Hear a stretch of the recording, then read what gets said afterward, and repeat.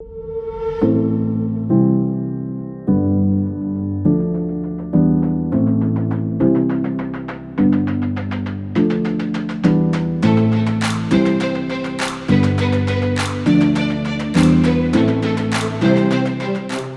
Patricia Ann Whiston, always called Pat.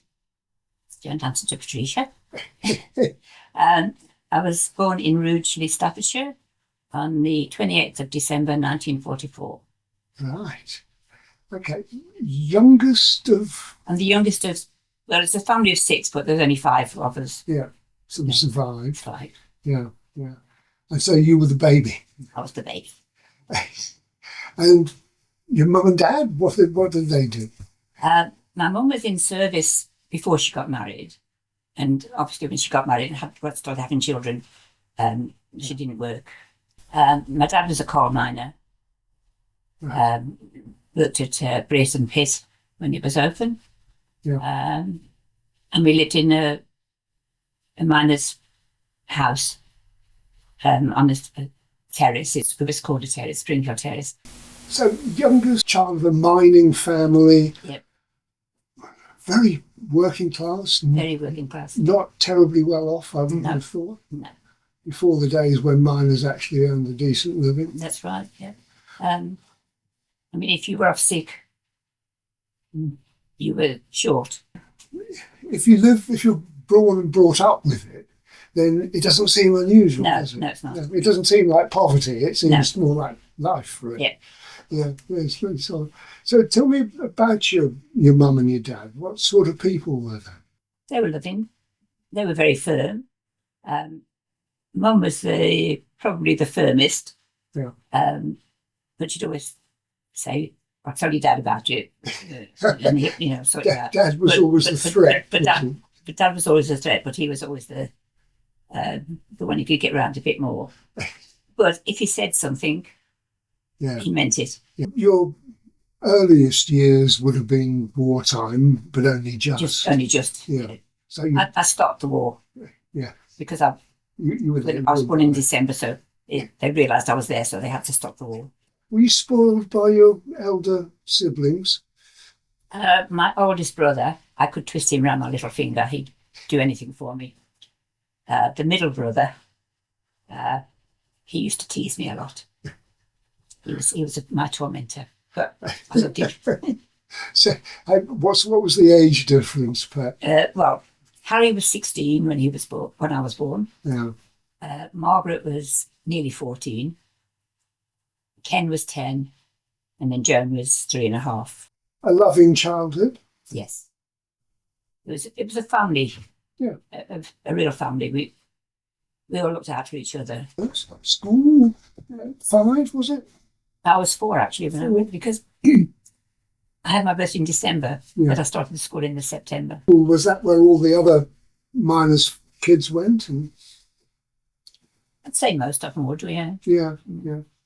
So they all understood the realities of life when your dad was down the pit then? Most did, yeah. I mean, I had one friend who was an only child, and to me they were upper class. Oh, right, yeah. She had the best of everything. We're talking about the days of the 11 plus and all the rest of it. So academically, what sort of child were you? I wasn't too bad. I was in the higher grade type. My maths definitely let me down. I didn't pass the 11 plus, but I think it was because of the maths part rather than the English. Yeah. English, geography, religion.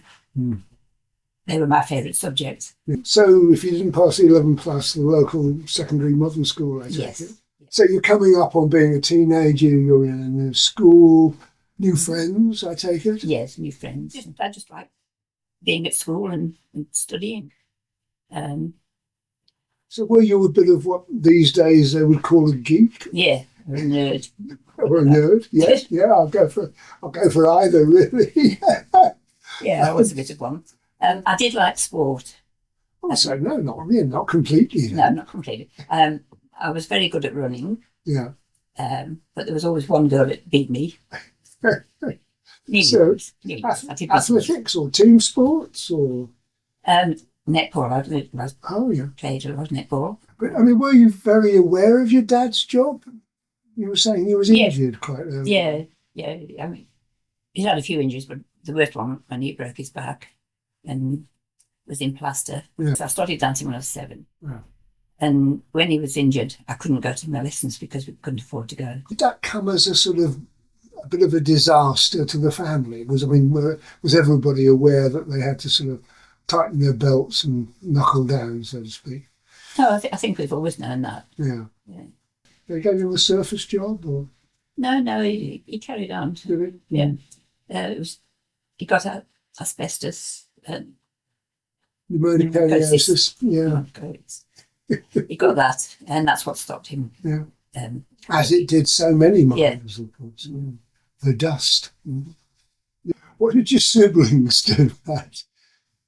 How did they go on into life? Well, Harry was a prem baby, only 28 weeks, very small. And he developed infantile paralysis, which is probably so he was left weakness in the right side. Yeah. Had to wear calipers when he was younger and in and out of hospital most of his young childhood. Yeah. So education-wise, he didn't get a great deal of education. He was practical, but he just sort of, whatever job he could get. They got him a job at the pit at one stage, just working on the surface and that, and doing things. Margaret was, she worked in the forestry to start with, and then she worked as a shopkeeper at the Co-op for till she retired. Ken went back into mining, but then he went into making toilets. Joan was a secretary, personal secretary in a company at Rugeley to start with, and then she became a secretary at schools in Halifax. Was it a Christian upbringing? Was there a religious emphasis? My family didn't go to church except on special occasions. They did believe in a God, but they didn't sort of practice. Joan started going to Sunday school, and then when Mum thought she was old enough to take charge of me, I was able to go with her. Yeah. So I'd be about 7 when I went, she'd be 11. So other than primary school, I mean, which would have included some sort of religious education, that was your sort of introduction to church as such? Yes. I joined the Junior Missionary Association and did entrance exams, Bible exams from them. Yeah. And then went on to become a Sunday school teacher. What made you so enthusiastic about it? It's just a feeling, a love that I had for people, for God. Yeah. And I continue to have that love. Yeah. You know. That stayed with you through your life? Stayed with me through my life. I have slipped a few times and not put him first. And I think that's why I came back here, to regain that faith again. I was just a very shy person. I am a shy person still. I just didn't mix. At the time you were preparing to leave school, you were early 60s. It was generally a time of rebellion, certainly in musical tastes, and teenagers tended to sort of want to fly away from the nest. Not you? With my mum and dad on holiday, we went to see the Beatles. Where was that? Whereabouts? Whiston-super-Mare. Oh, Whiston-super-Mare. Yeah. Before they made it big. Yeah, before they made it big. Yeah. Music and dancing still playing a part in your life? Yes. At that stage? Yeah. I love dancing. I prefer, as I say, tap dancing to anything. Yeah. But I have done ballroom dancing as well. Well, you left at 15? 15, yeah. And then what? Well, by then I decided I wanted to be a paediatric nurse. Yeah. So I was going to apply at Birmingham, and then I thought, well, Joan's up in Halifax, I've got friends up in Manchester, so I applied at Booth Hall Children's Hospital there. Before I could get in, I went to Standon Hall and they had pre-student nurses, and I was a pre-student nurse there, and they sort of taught me the basics of giving injections and general care. Why a paediatric nurse? I mean, I just love children. I can associate with children easier than I can with adults, and I think that's because of me being shy. Yeah, that I can come down to their level. Young nurse, away from home, big city. It wouldn't have been at all surprising if you'd hooked up with somebody who came across at the time and headed off along the normal routes, you know, of marriage and children and all the rest of it. Shyness again, or what? Partly shyness, I think, a big part in that. But I've had boyfriends and that, and gone on their motorbikes, and which I didn't like. But I wasn't that interested in them. But I would have loved to have been married. I would have loved to have had children of my own. But it has to be the right person. But it has to be the right person. And you never found and I never found that right person. the nurses I knew. Well, we used to do things. We used to go out at night and come back late in when the doors were locked, and we had a special key that we could find to get in the other way. So you had fun as well. Fun, I'm pleased you had fun. Yeah, oh yeah. Trained at Manchester. Yep. How long were you there for? Well, it started in 1960. I did a 4-year course rather than a 3-year course. Yeah. Which included going over and doing your general training. Okay. As well as your children's. Yeah. Got the state registered nurse and registered sick children's nurse certificate. My mum died in 1967. So I went back to Rugeley and worked at Sutton Coldfield to do my midwifery. Okay. How old was your mum then? 60. Coming up to her 61st birthday. It's very young. It is, yeah. Cancer or? Cancer, yeah. She'd been sick from the October, and the doctors had been trying to get her seen back to hospital. And she didn't get in there till March the following year. One doctor said she can go home, she's okay. And the sister said she's still vomiting, there's no way she can go home. And 2 days after that, she died. Okay, so you came back from Manchester to be with the family. With the family, yeah. And I was able to do my midwifery.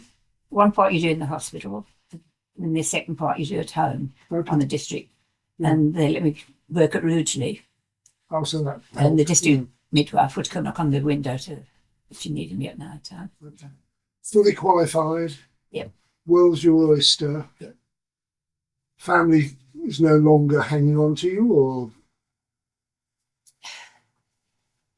The first time, I mean, Dad was okay. He had it both his arms, and he was reasonable. I mean, he's never been healthy for quite a while with his. I was only going to go for 2 years, just to get some experience elsewhere. You were telling me you'd worked with another nurse who had ambitions to go back to Jamaica, was it? Yes, yeah. She's Jamaican, yes. She came over to do training. She was a little bit older than me. Yeah. But then when Mum died, she decided when she finished her training, she wanted to go to America. Okay. And I didn't want to go to America to work. I just didn't fancy their system that they had there. Australia just came up, or? Well, I met a girl at Sutton Coldfield working in the midwifery with me. Yeah. And we became friends. And she was going to go over there when she'd finished to live there.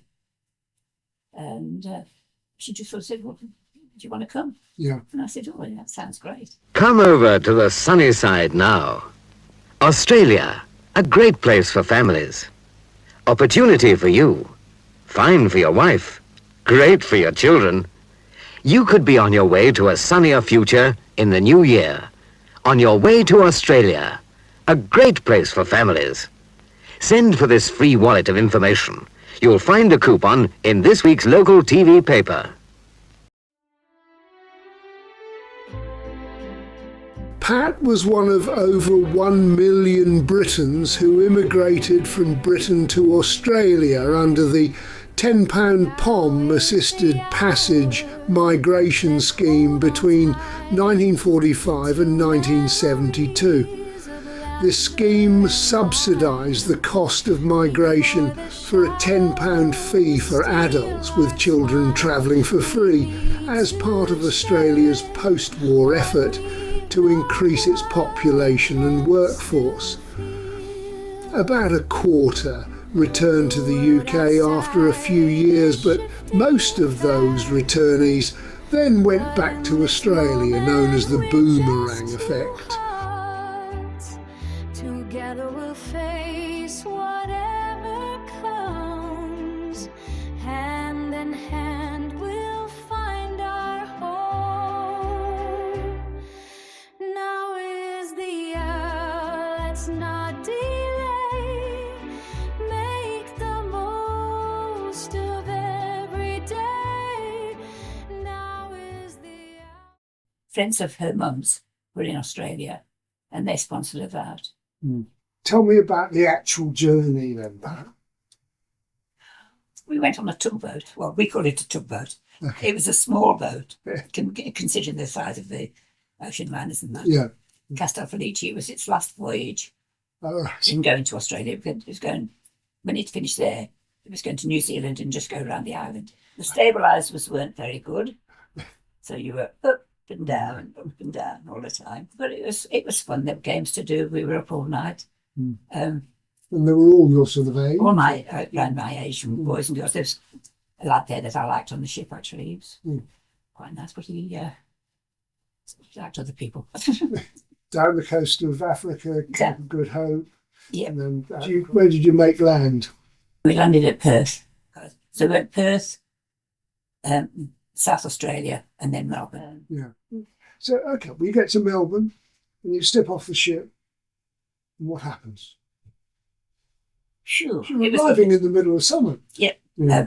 Jean and her husband, and she had a daughter my age, and her husband met us at the dock, and they just took us home. Got to their place. They had a swimming pool in their place. They had food waiting, a snack waiting for us. Yeah.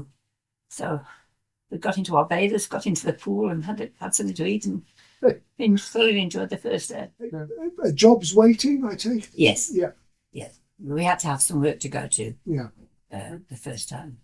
And that was where? That was at the Royal Children's Hospital in Melbourne. Right. That's the main hospital. Yeah.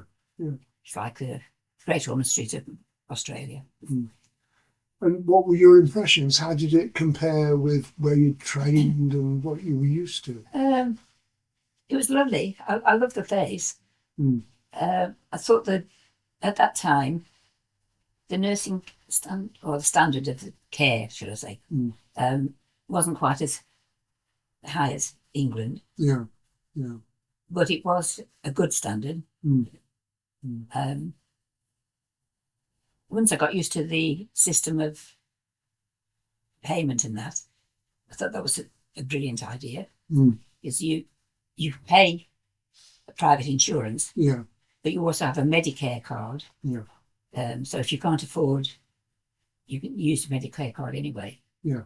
But then having the extra insurance gives you, and you can tend to get insurance back when the tax year is done. Yeah. Yeah. And were you straight into nursing children? And that Yeah, was, it was just children's. Yeah. I went on to do look after neonatal babies, Okay. because I did a bit of neonatal training while I was over here as well. Yeah. And I enjoyed that part of it. Yeah. But working with children like that is lovely, and there's all the sort of cosy images of chattering to laughing kids and that sort of thing. But there's tragedy involved in that, and the tragedy involving children somehow is so much worse than... It is. That's one of the hardest parts to go. But the nicest part is they get better so much quicker. The first father I saw crying when his little boy died really hurt. And I will never forget it. Um, How do you cope? I cope because of my faith, Yeah. Yeah. but So, it is hard. mm, mm, Um, I still have to grieve the same as everybody else. mm. And you do grieve for them because they're just special. Everybody is just special. Yeah. That first couple of years, I mean, you were tied for a couple of years anyway, Yes. weren't you? Yeah. What was it like? Did you go out and party? Did you spend all your days on the beach? What did you do? Well, as I say, I'm a family person, really. I spent most of the time with their family. Yeah. Yeah, we did go out to the beach. Mm. I didn't like staying out on the beach too long because I didn't like the heat. This is the family of your sponsors. The sponsors, basically, yeah. isn't Yeah, it? they're my unofficial adopted family. Okay. So, tell me about them. What were they like? Jean and Alan, they'd come from England. Alan had been in the army. They lost their first child, who was stillborn, and then they had Valerie to come to Australia. And I think Valerie was about 5 when she went over. And this is the lass who was about your age when Yes, you went, yeah. when you went Yeah. over there. Yeah. She became a hairdresser, Valerie. Mum was a seamstress. Yeah. She used to make kilts, real Scottish kilts. Okay. She was married when she was 19. Mm. That lasted for 19 years, actually, so she did pretty well. Yeah. So they had 3 children, 2 boys and a girl, all grown up now, all married. This is the family you've The sort of family, adopted. yeah. And you obviously enjoyed it. Yeah. Yeah. I met a New Zealand girl at the Children's Hospital, and she invited me over to her place in New Zealand, to Tahi Bay, Yeah. it's called. Absolutely beautiful. You go up the slope, the beach is there, and then you go up this slope, and there's a house, windows all at the front, and you can just hear the sea and you can see the sea. Yeah. And the first thing you hear in the morning is the sea moving around. Oh, it's absolutely beautiful. So you had a good couple of years. Yeah. So- The 2 years, I did a lot of travelling. Yeah. Say I went to New Zealand and went to North Island, and we went to South Island that time. That was my first flight, actually going to New Zealand. And on the way back, he tipped the plane sort of sideways like that and said, showing us the colour of the sea. Oh, It yeah. was different tones. Yeah. And I said, okay, you've done that. Put us back. So you went to a lot of places and you went around a fair bit of Australia Yeah. as well. Well, I went from Victoria, New South Wales, Queensland, Northern Territory, South Australia, and back to Victoria. I'm told that between a third and a quarter of all of the £10 POMs came back. Yep. But interestingly, a large proportion of those who came back then went back again to Australia. Now, you're one of those in Yes. a way, aren't you? I am, yes. So what brought you back? I mean, why did you not stay after 2 years? Because my dad was getting older, Yeah. I knew something was wrong. And when I said I was definitely coming back, he told me that he'd had cancer and had his arm amputated up to Okay. his elbow. He didn't want to worry you before. He didn't want to worry me, and he wouldn't let the others tell me. Right. So I told them they don't do that in future. Right. So when I came back, he was marvellous with it. You know, he was just so good with it. He showed my niece, who's only 2, and I met her. He made her look at it as well, so that she wouldn't be frightened of it. Yeah. So you came back and started work over here again, or what? Yeah. I worked at West Bromwich Yeah. Hospital, in the children's ward there, but I was able to go home Yeah. more often because it was nearer to home. Yeah. So Dad- you could keep an eye on your I could dad. keep my hat on my dad. And my brother, our oldest brother, was still at home as well. But you didn't settle, couldn't settle. I was starting to settle towards the end, but when I first went, I thought, I just can't. Settling here, it's not right. I felt less tense over there. It is. It seems an easier way of life. Yeah. Because you've got the sunshine all the time, so you're not fighting the cold and the damp and that. You're miserable in West Brom then, are you? To start with, not towards the end, I was getting used to the ward, but I just didn't feel it was the right place for me. What took you back to Australia? My dad, I suppose, because the same way, because I was only staying because of him. And he said, if you want to go back, you go and make your life. Go and do what you want. Yeah. And I did, but at the wrong time, unfortunately. Because he died in February after I'd left in December. Yeah. So you were almost persuaded by what your dad said, that you could do what you really wanted to do anyway. Yeah. So you went back to Melbourne again? To Melbourne again, yeah. But I didn't go to the Children's Hospital, though. I stayed with Jean, that's the mother, Farah's mother, for a while. Yeah. And then I moved to Dandenong and went to Dandenong Hospital. That was a general hospital. Yeah. But were you still looking after children? I worked on the children's ward. Yeah. So doing what you do best, basically? Yeah. Tell me what was, so you're now, we're talking 30? 30, yeah. Thereabouts. Still a young woman. You've got a working life, but I'm not hearing a lot about a social life. You must have been doing something. I must have been doing something. I suppose it's been taken up with the family again. Danielle did ballroom dancing as a child. She entered competitions. Was doing very, very well, actually, in competitions.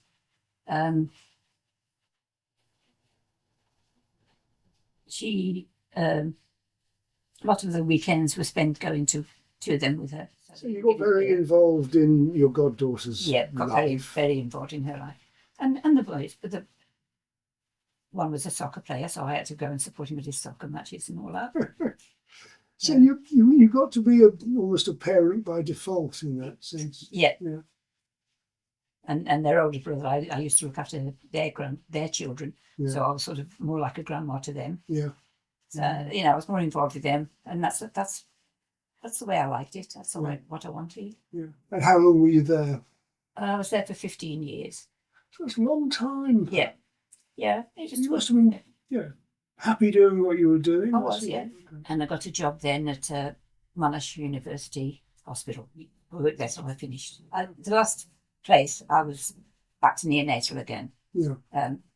Dandenong, I was with children, but the other one I was with the neonates, and I stayed with them until I finished, until I retired. You then, so we did a couple of years, you came back. You then did a 30-year stretch. 30 years. Yeah. Did you come back much in the meantime over that 30 years? I came back the first year. Yeah. Because I was going to come back that first year anyway. And as I said, my father had died earlier in the year, so I just I didn't come back for the funeral, but I came back later, so I was planning to. And then I didn't come back for 10 years. But then the family have been over to me a few times, and I've been back over again. Yeah. Quite a few times. Were you a happy bunny all those 30 years? Not. No, but it's happy every day. When I went to live down at Chelsea area, it's right by the beach. Yeah. It's a 10-minute walk and you're on the beach. I had a flat there, a house. It's would be a holiday home for a lot of people. What did you do with yourself? Walk on the beach? Walk on the beach, go to different areas. There's nice areas around there that you can go and visit. And do you fall in love with the country or the people or what? The culture. The culture? Country, yeah. It's sort of interesting to try and find out something. I mean, I haven't found out a lot about, but I've learned certain things about the Aborigines and what the English did to them. And not a nice story. It's not a nice story. The Australia, even recently, there's still a legacy of that old Yep. white Australia policy and the inherent racism and all the rest of it and bigotry. The first time I went there, went to Northern Territory. It's very Aboriginal.